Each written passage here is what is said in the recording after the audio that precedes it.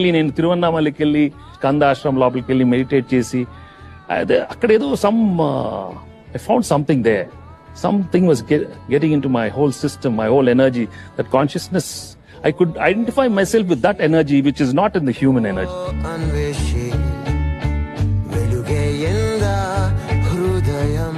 So that strength I got from there, that is indestructible, I can call.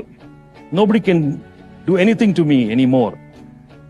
I felt that strength, which is not Venki, but it is there.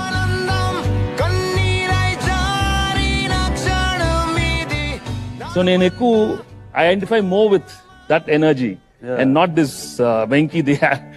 So it was a tremendous relief for me, and from that day I am with that energy. This is a part of it. మనం అక్కడి నుంచి వచ్చాం కదా, మనం ఈ human కి attach అవ్వకూడదు.